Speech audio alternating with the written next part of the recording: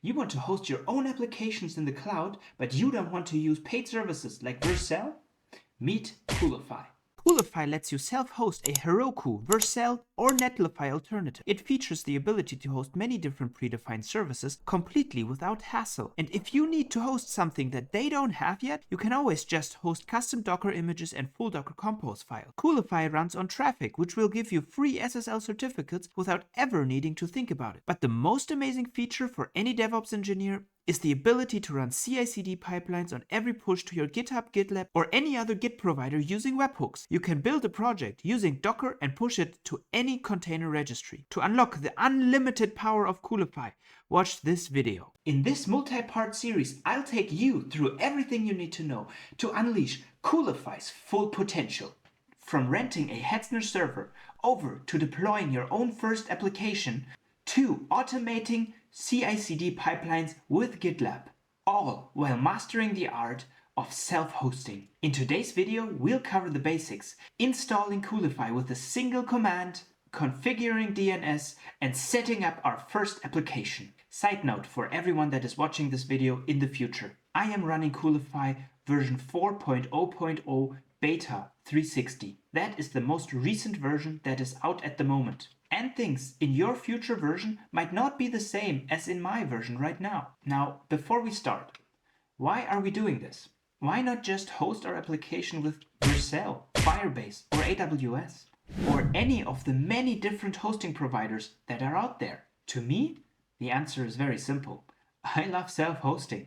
I enjoy the process of learning how things work and why things work. Also, services like Vercel only support hosting of Next.js applications and are quite expensive at that. And there are many more reasons why you would want to self-host your own applications. Maybe you just value privacy and you don't trust these big companies to take your data and secure them. Maybe you are working in a big company that needs to control the system that application runs on and has no problem paying multiple system administrators to administer everything. All of these are valid reasons to self-host your own applications. But you might be different. You might not like self-hosting. You might be scared that you could break something and lose all of your customers' data. Those are valid reasons not to self-host your own applications. When hosting applications with big companies like Firebase or AWS, you always have someone to blame or sue if something goes wrong. But to me, self-hosting is fun and I love doing it. And for all those out there that are in some way similar to me, let's get started. First things first. We need to rent a server with a public IP. There are technically no minimum specifications for running Coolify, but I have found you need at least 2 GB of RAM and obviously as much storage as possible to run Coolify properly. There are many different server providers out there and you can choose the one you like the most. I personally prefer Hetzner. You can use DigitalOcean or any other. I will use Hetzner in this video. I've been using them for quite a while and I've never been disappointed so far. Also, Hetzner is a sponsor of Coolify, so that's awesome. Now that we rented our server, we need to SSH into it and install Coolify with this one simple command. Now we need to wait for everything to set up, and after everything is done, we can access our Coolify instance on our IP and port 8000. Well, there we go. Video done.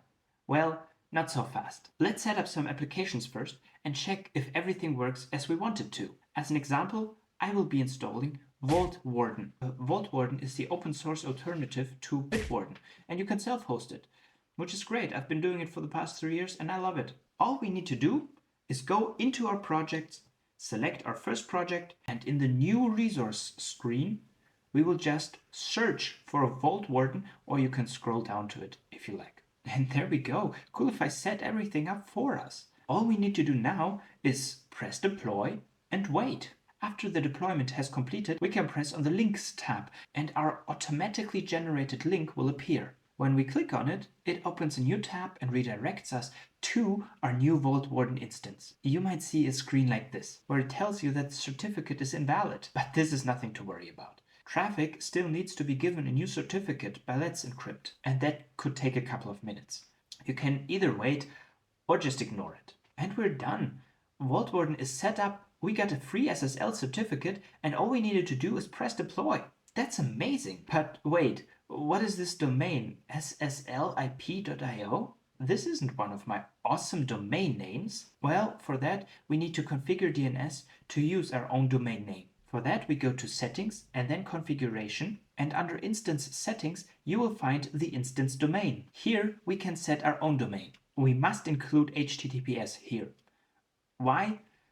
I don't know. Coolify just wants it. Now, after we press save and set up our domain A record to point at our server, we can actually navigate to the domain, and there we go. Success! Our Coolify instance is now using HTTPS. Please always use HTTPS over HTTP, especially in production. All right, next, let's change the domain for our Vaultwarden instance. Here we have to go to Vaultwarden, then Settings, and now we can configure our own domain names under the domains label. This input field can take multiple domain names, but they have to be a comma-separated list without spaces. In our case, we don't need that. We'll just use a single domain and replace this. Now press save, redeploy, and after waiting for it to redeploy, we can go to the Links tab again and see that our new domain has been configured. At this point, we could be done.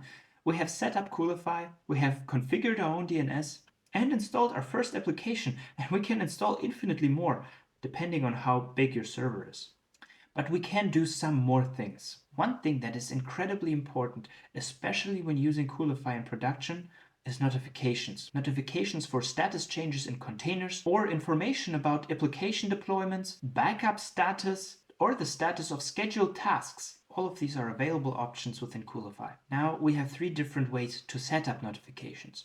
We can either use email, Telegram, or Discord. I will be setting up email, simply because it's the most widely used form of communication, especially in larger companies. To set up email notifications, we first need to set up an SMTP server. To do that, go to Settings and Transactional Email. Here we could configure resend, but I don't use it, so we'll just stick to the basic SMTP server for now. Type in your email server configuration, click Enable, and hit Save. Done! We can now go back to our notifications and try to send a test email. Let's now configure which notifications we want, and we're basically done. One side note for notifications. Notifications are used team-wide.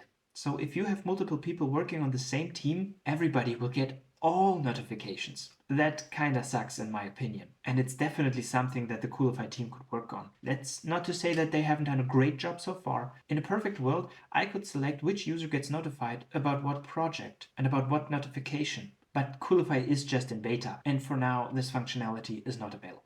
There are some last configuration steps that you might want to know about. By default, Coolify is set up to update automatically at 12 o'clock at midnight. If you don't want that, disable it in Settings under Configuration. At the bottom, there will be updates. You can disable it by removing the tick for auto update enabled. We can also set up OAuth, but that would be outside of the scope of this video. I just wanted you to know about it. For that, go into Settings, and under OAuth, you will find multiple different social login providers. If you would like to see how to set up OAuth on Coolify, write a comment down below and maybe at some point we will do that. And by the way, if you're down there already, leave a like and subscribe as well. There are some more things that you will see in the sidebar that you won't need to know necessarily, but it's probably best if you've heard about it at least once. Under the dashboard, you will see your self-hosted infrastructure. You will see your servers, projects, and running deployment. Under projects, well, all of your projects will be listed there. Under servers, all of your servers are listed there. Under sources, you can add new GitHub applications. This is required if you would like to get full integration, commit and pull request deployments,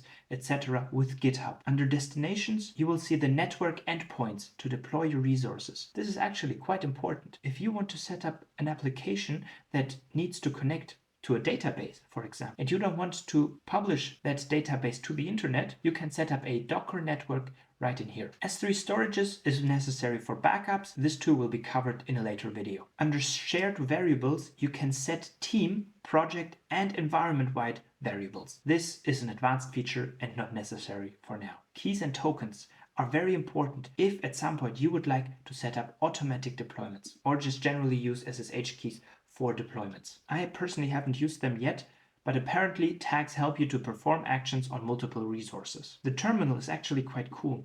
You can use the terminal to connect into your machine, either into the Docker containers themselves or the general machine Coolify runs on. Under profile, there's your profile settings, you can also configure two-factor authentication in here. Of course, Coolify also supports dark mode. That was a lot, but we're not done yet. In the next step, we will set up an application that I developed myself and use CI/CD pipelines with GitLab to automate deployments and see changes live on our production server on every single push. To learn how to do this, click on this video here and I'll see you over there. Thank you so much for watching this video. Leave a like if you enjoyed it and a dislike if you didn't. Subscribe if you'd like to see more content like this, and I'll see you in the next one.